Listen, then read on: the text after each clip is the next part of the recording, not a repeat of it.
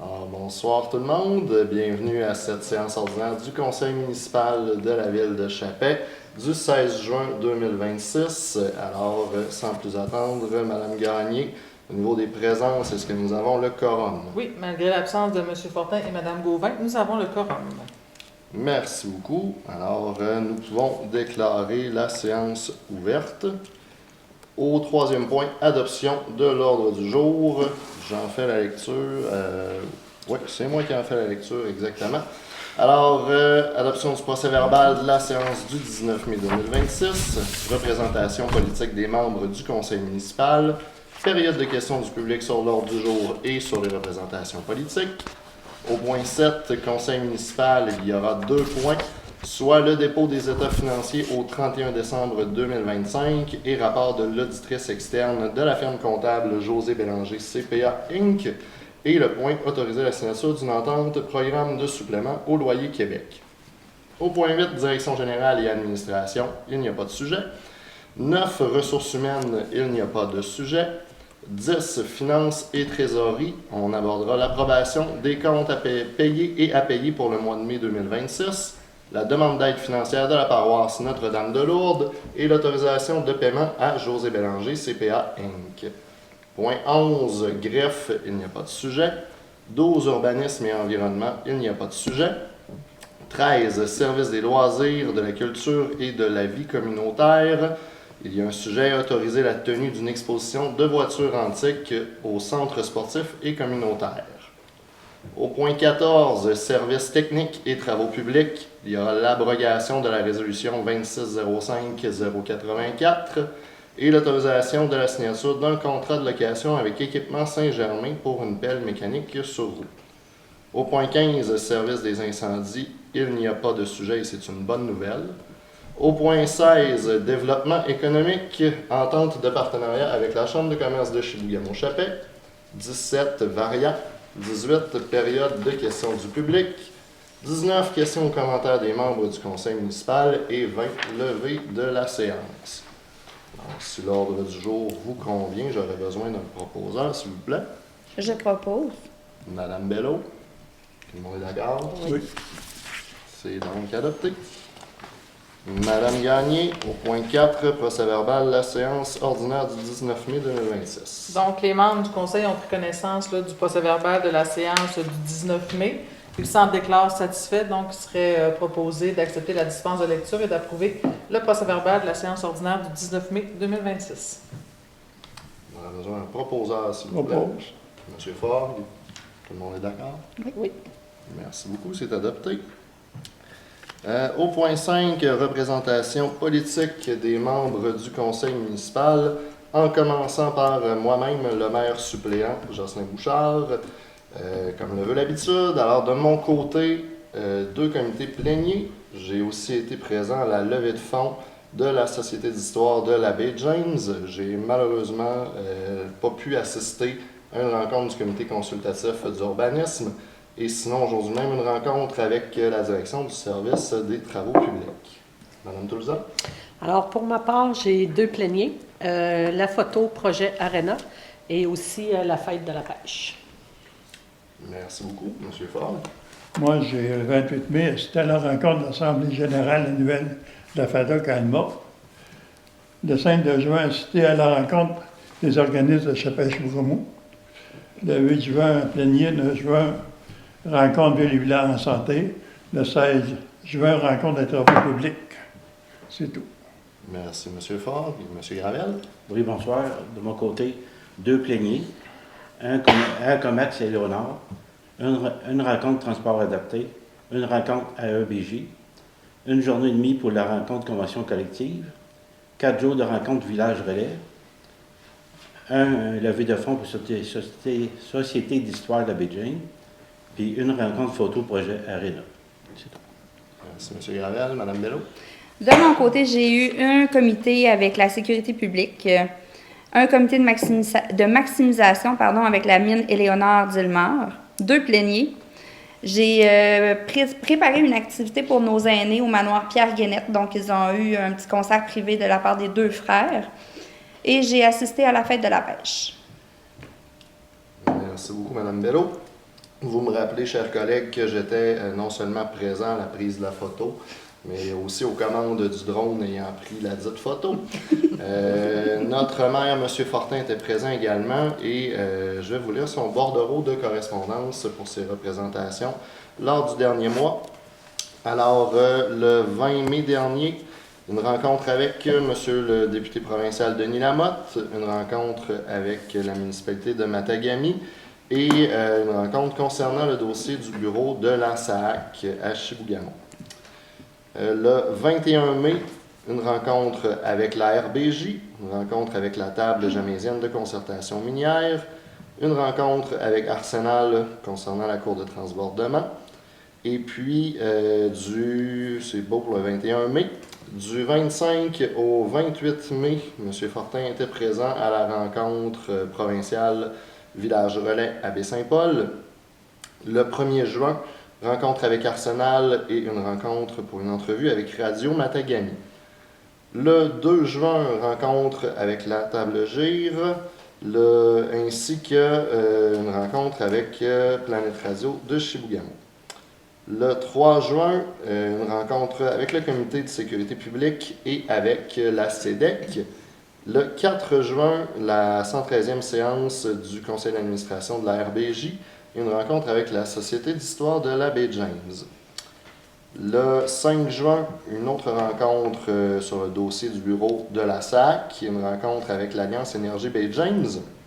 Le 8 juin, il était présent lors de l'annonce Hydro-Québec à Chibougamau et également au Comax Éléonore. Et tout ça s'est terminé avec un comité plénier entre nous. Le 9 juin, une rencontre avec Desjardins. Le 10 juin, rencontre avec la Société du Plan Nord. Une rencontre avec Tourisme Baie James et une rencontre avec le CR3S. Le 11 juin, entrevue à Planète Radio et une rencontre au bureau du député M. Denis Lamotte. Et enfin, le 15 juin, une rencontre avec Planète Radio et un comité plénier. Alors, ça fait le tour des représentations politiques des membres du conseil municipal. On est maintenant rendu à la période de questions sur l'ordre du jour et les représentations. Vous comprenez que je ne répondrai pas aux questions concernant le bordereau de correspondance de M. Fortin, mais si vous avez des questions par rapport à ça, on vous invite à les poser par courriel.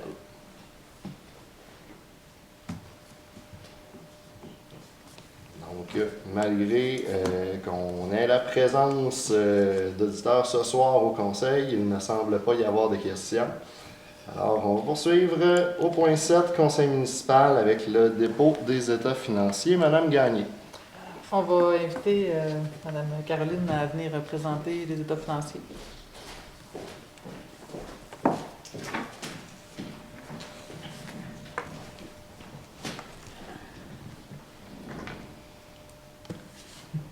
Je peux y aller.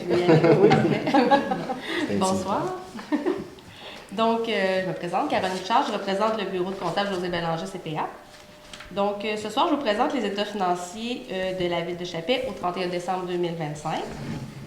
Pour commencer, je vous présente le sommaire des résultats à des fins fiscales.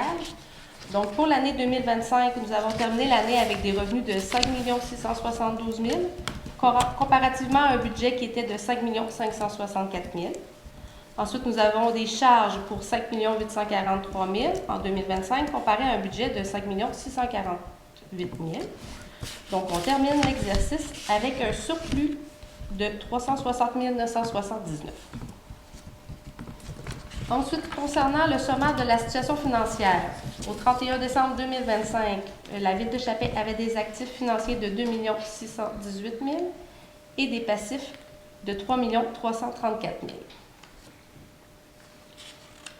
Je continue. Au niveau de l'excédent de fonctionnement non affecté, dont les surplus disponibles, 1 172 212 000, qui étaient les surplus disponibles au 31 décembre 2025, suite à une bonne gestion de la part de l'équipe de la Ville de Chapais. Ensuite, pour terminer, je fais un petit retour sur les passifs. Donc, je vous rappelle que la dette totale au niveau de la Ville de Chapais au 31 décembre 2025 est de 1 824 000. Donc, tous ces chiffres, là, on peut en conclure qu'il y a eu un bon suivi budgétaire au courant de l'année, que l'administration a été quand même assez serrée au niveau du budget et du réel, et qu'il y a eu peu de dettes présentement au niveau de la municipalité. Alors, merci pour la présentation, Mme Bouchard.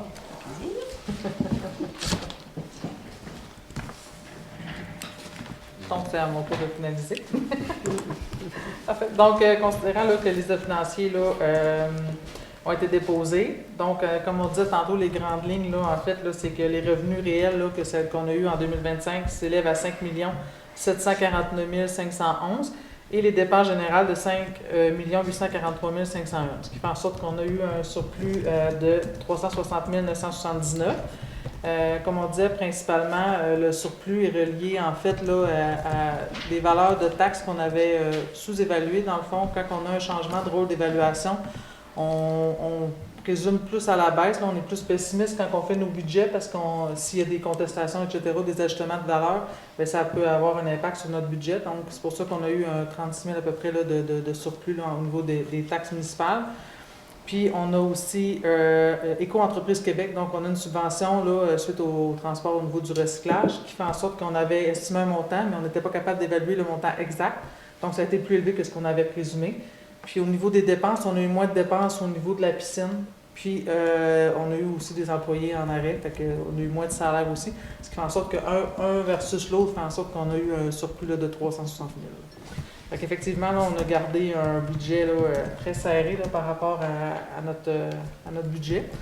Puis, pour la dette à long terme aussi, là, dans le fond, on a 1 824 000. Puis, on a à peu près 850 000 qui provient du gouvernement. Là, ce qui fait en sorte que c'est subventionné. Fait que c'est pas une dette complète qui est à la charge du citoyen.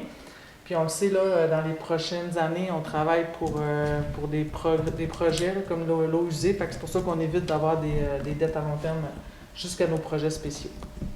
Donc, on a fait aussi un dépôt, là, vous allez avoir demain un communiqué de presse qui va paraître là, avec le dépôt des états financiers qui mentionne toute l'information que je viens de mentionner.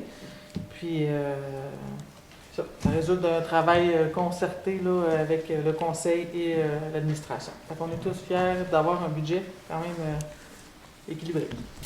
Voilà, donc j'aurais besoin d'un proposeur là, pour approuver les états financiers 2025. Propose. Mme Toulza, tout le monde est d'accord? Oui. Oui. C'est adopté. Merci beaucoup. On poursuit avec le prochain point qui est de permettre la signature d'une entente programme de supplément au loyer Québec. En fait, c'est très simple. C'est que le programme qui s'appelait auparavant, programme de supplément au loyer, le PSL, porte désormais le nom de programme de supplément au loyer Québec. Une énorme modification qui nécessite toutefois une nouvelle entente. Vous comprenez également que le manoir Pierre-Guénette fait partie de l'OMH et est bénéficiaire du programme pour 8 unités de logement.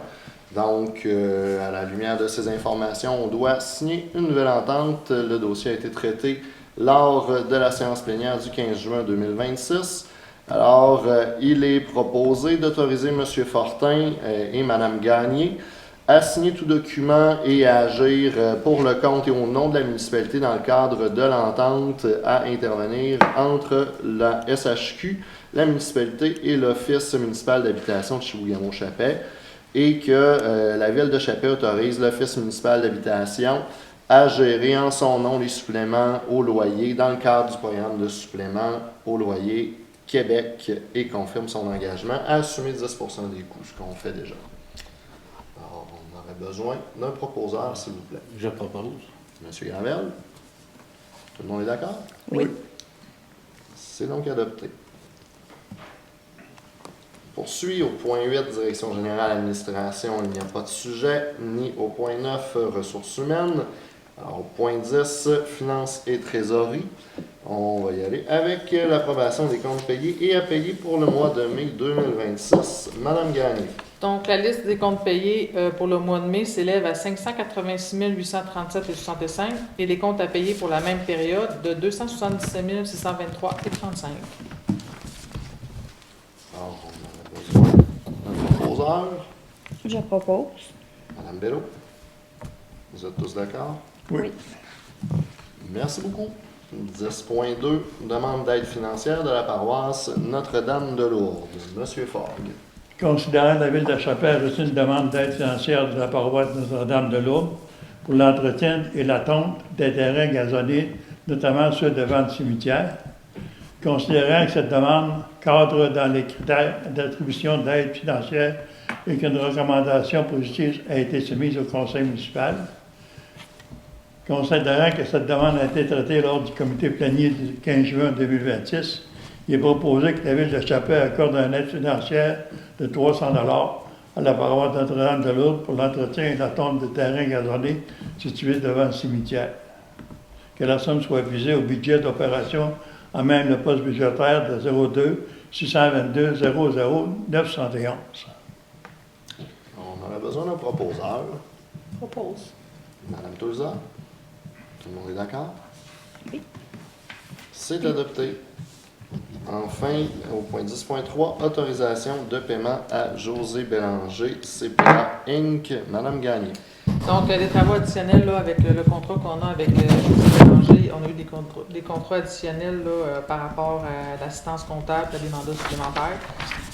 Cette option-là fait partie intégrante de l'offre de service 2025-27. Donc, à la réception de la facture, il serait proposé là, le paiement de la facture, le numéro de facture 60033 José Bélanger CPA Inc. pour un montant de 18 020 plus les taxes applicables. Donc, c'est des travaux additionnels comme les OMHS, là, comme les travaux d'amiante ou les études, ou les audits supplémentaires comme le programme TEC. Donc, c'est des audits qu'on demande de façon supplémentaire qui font partie là, de l'entente, mais qui ne sont pas à même les frais de l'entente. Là, je n'étais pas clair dans mes... Ça va? C'est des montants supplémentaires. Alors, est-ce qu'on a un proposeur? Propose. Monsieur Fogg, vous êtes tous d'accord? Oui. C'est adopté. Au point 11, greffe, pas de sujet, ni au point 12, urbanisme et environnement. On va donc passer au point 13, loisirs, culture et vie communautaire. Madame Touza, pour la tenue d'une exposition de voitures antiques. Alors, considérant que le conseil municipal encourage les événements rassembleurs favorisant le sentiment d'appartenance, considérant que dans le cadre de Chapelle en fête qui va se tenir le 15 août prochain, le comité organisateur a planifié, comme l'an passé, une exposition des voitures antiques qui va se tenir dans le secteur de la salle communautaire, du centre sportif. Alors, considérant que l'événement va nécessiter la fermeture de la route 113 qui se trouve avec le boulevard Springer entre la 5e avenue, à côté de la cabane du boulevard, puis la rue de l'assainissement, et qu'il y a lieu de procéder à une demande pour avoir les permis pour d'événements spéciaux auprès du ministère des Transports. Considérant qu'on a traité ce dossier au plénier du 15 juin, il est proposé d'autoriser la tenue de cet événement, considérant que le conseil municipal autorise Mme Sylvie Bedard, directrice des loisirs, de la culture et de la vie communautaire, à signer pour et au nom de la Ville de Chapelle tous les documents relatifs à la présente. Bien sûr, c'est une deuxième édition qui promet beaucoup. On a besoin d'un proposeur. Je propose. Monsieur Gravel, vous êtes tous d'accord? Oui, oui. C'est adopté. Au point 14, travaux publics, Monsieur Gravel, Madame Gagné pour l'abrogation de la résolution 26-05-084. Donc, en mai, on a fait une résolution pour faire la location d'une pelle mécanique. Donc, pour remettre en contexte, on doit louer une pelle mécanique pour faire nos travaux de creusage. Donc, on utilisait une pépine qui est hors norme avec la visite de la CNSST. Donc, les règles nous ont mentionné là, que le fait de creuser avec la pépine, ça ne respectait pas les marges de pente. Donc, ce qui fait en sorte qu'on doit louer une pelle temporairement là, pour faire des travaux, puis éventuellement évaluer si on en achète une ou on continue sur la location ou on trouve d'autres options. Donc, on avait fait une résolution en mai là, avec Toromont Cap pour l'achat de la location d'une pelle, mais on doit l'abroger parce qu'il n'y en a plus disponible finalement. Là. Ils ont loué à quelqu'un d'autre. Donc, on avait fait une résolution. Donc, on va juste abroger la résolution pour en faire une nouvelle avec une nouvelle entreprise. Pour préciser aussi, c'est pas l'équipement qui n'était pas conforme, c'est les conditions, C'est ça. les conditions de creusage qu'on avait avec ce type d'appareil-là. Alors, on aurait besoin, s'il vous plaît, d'un proposeur. Propose. Madame Toulzard, tout le monde est d'accord? Oui. Merci beaucoup. Et en complément de cette résolution, M. Gravel, pour un nouveau contrat de location d'équipement. Considérant que la Ville de Chapet doit réaliser divers travaux durant la saison estivale nécessitant l'utilisation d'une pelle mécanique sur roue, considérant que la Ville désire octroyer de gré à gré à Équipement Saint-Germain un contrat de location de pelle mécanique sur roue pour une période de 3 mois, afin de répondre à ses besoins opérationnels pour la saison estivale, considérant que ce dossier a été discuté lors du comité plénier du 15 juin 2026, il est proposé d'autoriser la signature d'un contrat de location avec Équipement Saint-Germain pour une pelle mécanique sur roue pour une durée de 3 mois au montant de 31 455, plus les frais de transport aller-retour de 7 450, taxes applicables et en su, que Mme Mélanie Gagné, directrice générale, greffière trésorière, soit autorisée à signer pour et au nom de la Ville de Chapet tous les documents requis relatifs à ce contrat de location, que les frais relatifs à la présente soient puisés dans les surplus accumulés à la même de poste budgétaire 02-322-00-516. Merci beaucoup, M. Gravel. Est-ce que quelqu'un veut se faire proposeur de cette résolution? M. Fogg, tout le monde est en accord? Oui. Merci beaucoup. Développement économique, Mme Bello, en partenariat avec la Chambre de commerce. Donc, considérant que la Ville de Chapet souhaite collaborer activement au développement socio-économique de la région, que la Chambre de commerce de Chibougamau-Chapet offre un programme de partenariat qui vise à promouvoir les entreprises locales et à offrir une visibilité mutuelle. Le Conseil municipal a pris connaissance des modalités de l'entente 2026-28, prévoyant un investissement de 6 000 $ en contrepartie, lequel donne accès à un ensemble d'avantages promotionnels, de visibilité et de participation aux activités de la Chambre de commerce. Donc, il serait proposé d'accepter l'offre de partenariat avec la Chambre de commerce de Chibougamau-Chapet à titre de partenaire or, moyennant une cotisation de 6 000 $ payable sur 2 ans. Donc, le premier versement en 2026 et le second en 2027. D'autoriser M. Fortin, le maire, à signer au nom de la Ville tout document relatif à la convention de partenariat, ainsi que tout document connexe qui s'y rapporte, et que les frais relatifs à la présente soient prélevés au budget d'opération au code budgétaire 02 622 00 971. Merci beaucoup. Donc, c'est des conditions semblables à ce qui était déjà là auparavant. On aurait besoin d'un proposeur, s'il vous plaît. Propose. M. Gravel, si quelqu'un s'oppose et qu'il parle ou qu'il se taise à jamais. Ça va, c'est donc adopté. Au point 17, Varia, est-ce qu'on avait quelque chose à ajouter? On l'avait laissé ouvert, alors ça semble bien ainsi. On va passer au point 18 de la période de questions du public. Bonjour, je me présente Thomas Cardou, journaliste chez Planète à Chibougamau. Premièrement, là, on peut aller du côté de la dette. C'est 1,8 million de dollars environ et le gouvernement du Québec assume 850 000 $. Est-ce que vous jugez être en contrôle de cette dette? Je vais laisser Mme Gagné répondre à votre question. Oui, dans le fond, cette dette-là, je m'excuse, était reliée avec le garage municipal. Donc, on a fait l'achat et la rénovation du garage et de la caserne de pompiers. Donc, on a quand même 50% subventionné puis 50% de dette qui reste à la charge du citoyen. Donc, oui, on peut dire qu'on fait une bonne gestion là, de la dette à long terme pour l'instant. Super, merci. Mon tour maintenant. Considérant votre projet d'usine d'eau usée, on le sait, ça va probablement, ça s'en vient quand même assez bientôt, puis ça va avoir un impact évidemment sur les états financiers. Corrigez-moi si je me trompe, mais je pense que le gouvernement a gelé les subventions sur tout ce qui est usine de traitement d'eau, que ce soit eau potable, eau usée. Avez-vous un plan de contingence par rapport à ça? Parce que je sais que les installations arrivent quand même en fin de vie. Nous, on a actuellement, au niveau de Primo, on est accepté. Donc, peut-être qu'ils OK. ont gelé pour les Vous êtes nouvelles déjà demandes, OK, mais on parfait. est déjà accepté. Donc, pour vous, ça continue comme ça, le projet Ouais. qui est, je pense, 2027-2028. Dans Ouais. le meilleur scénario 2027, mais non, ça va être plus 2028-29, je dirais, parce que là, on est encore en étude d'approbation du ministère des Affaires municipales pour le plan de conception. Puis quand on va avoir l'approbation, on va aller en plan et devis de construction, puis ensuite on va aller en construction, puis en opération. Fait que je dirais 2028-29. Est-ce qu'il y a une fin de vie qui est prévue pour les installations actuelles? Nos installations actuellement, avec l'étude, excuse-moi, tu voulais-tu parler? Non, c'est bon. Avec le On plan, va les études, on a fait part de notre plan directeur, plan d'intervention des conduites d'eau et égouts. C'est un plan qu'on fait faire en suivi là, aux 5 ans. Puis dans ce plan-là, oui, effectivement, là, on a des conduites, là, je dirais, désuètes, puis on a des priorités urgentes. Puis la dernière fois qu'on avait fait faire l'analyse, on avait 10 ans là, que nos conduites soient toutes en fin de vie.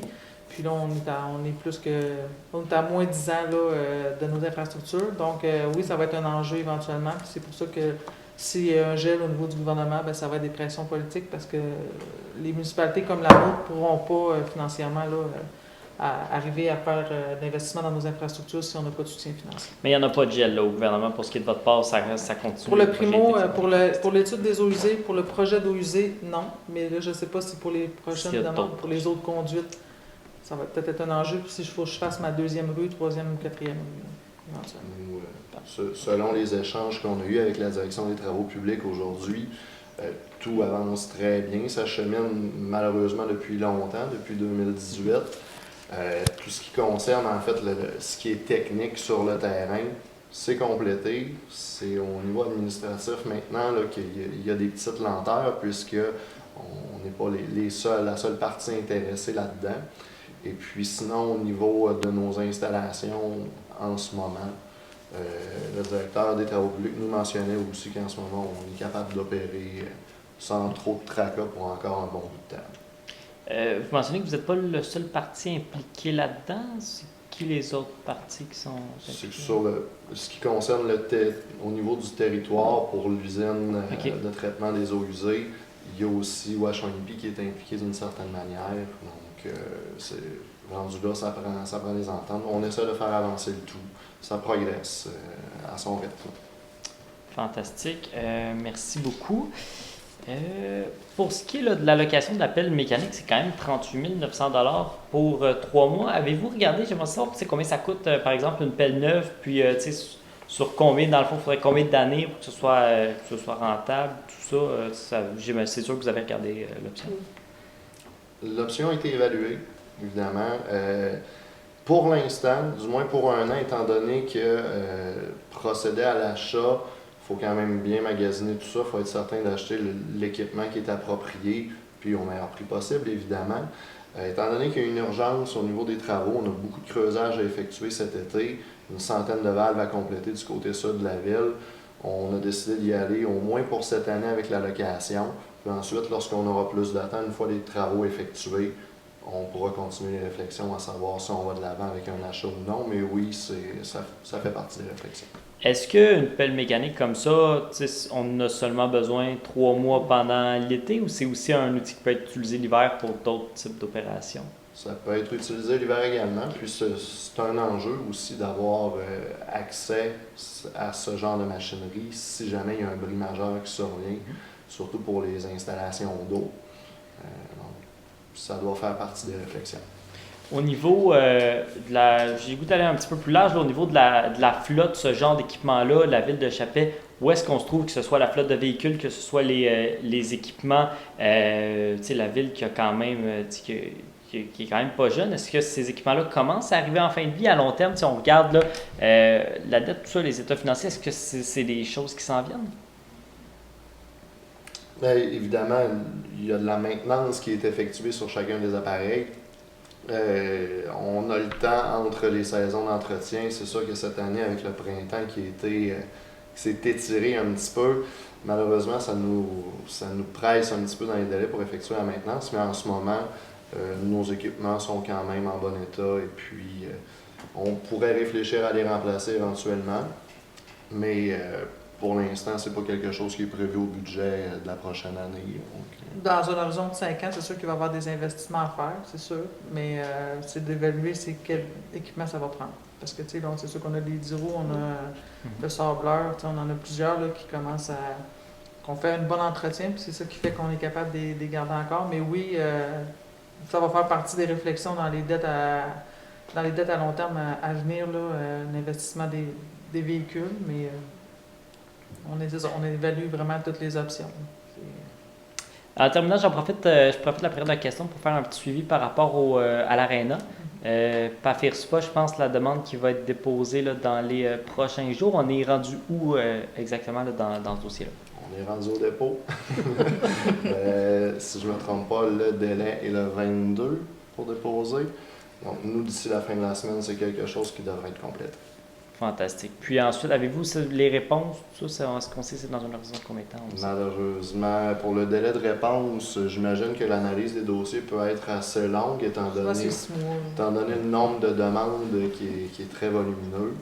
Mais toute chose arrivera en son temps, puis on sera prêt à poursuivre les démarches à ce moment-là. C'est certain que nous, le travail sera fait de déposer pour la subvention, mais on sait qu'on doit aussi rattacher le reste du financement, donc on va cogner aux portes nécessaires, puis on va essayer de faire en sorte que l'impact financier pour les contribuables soit le plus léger possible. Merci beaucoup. Merci à vous. Est-ce qu'on avait d'autres questions? Alors, s'il n'y a pas d'autres questions, nous allons passer aux questions, plutôt aux commentaires des membres du conseil municipal, en commençant par Mme Toulzard.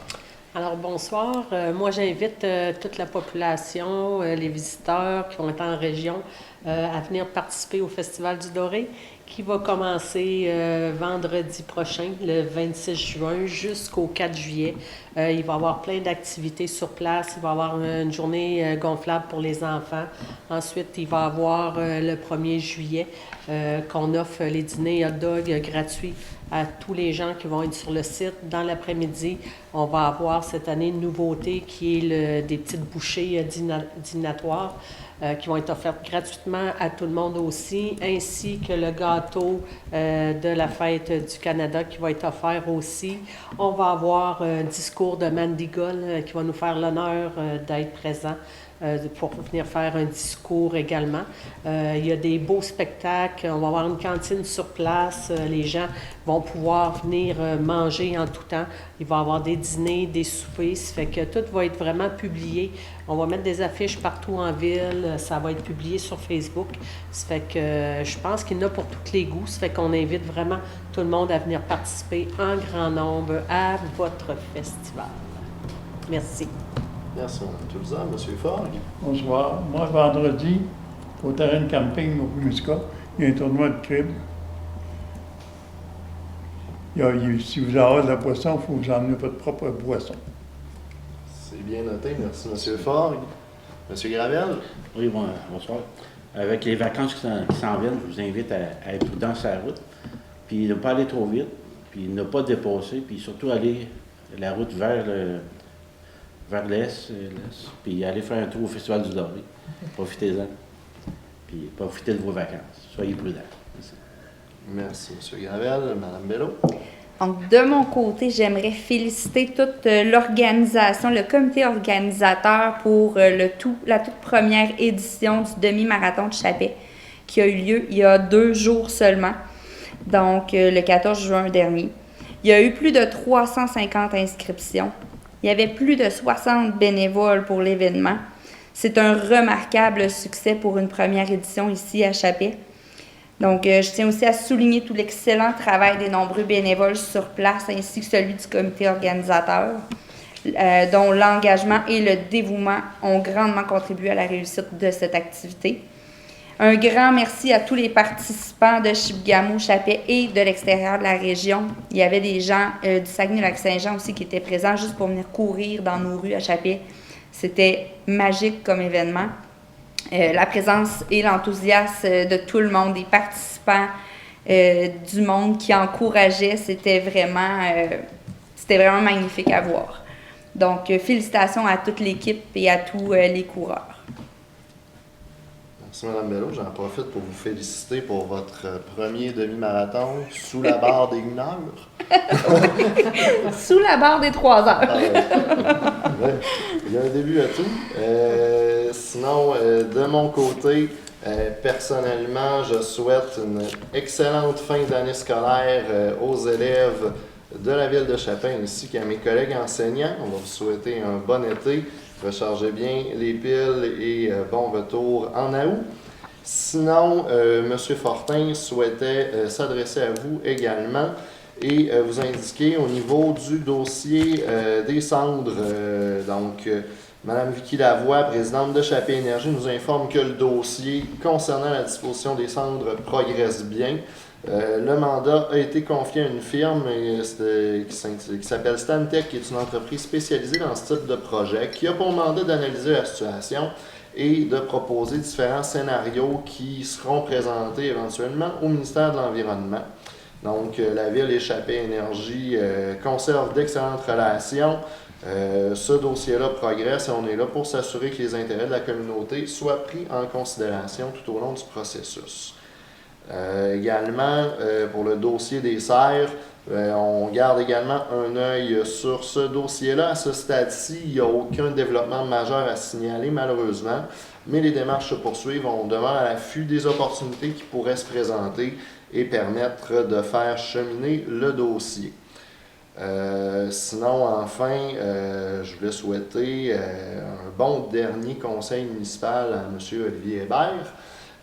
Merci pour votre implication, votre présence dans la région. Et pardonnez mon atroce mémoire des noms et ma mauvaise audition, mais j'ai mal entendu votre nom tout à l'heure, monsieur. Thomas Cardou. Monsieur Thomas, on vous souhaite bienvenue et on espère vous voir souvent parmi nous. Merci. Merci. Alors, ça mettrait fin à la séance. On aurait besoin, s'il vous plaît, d'un proposeur pour la levée. Je propose. Monsieur Gravel a été plus rapide. Sous la barre des 3 heures. Alors, merci tout le monde. Bonne soirée.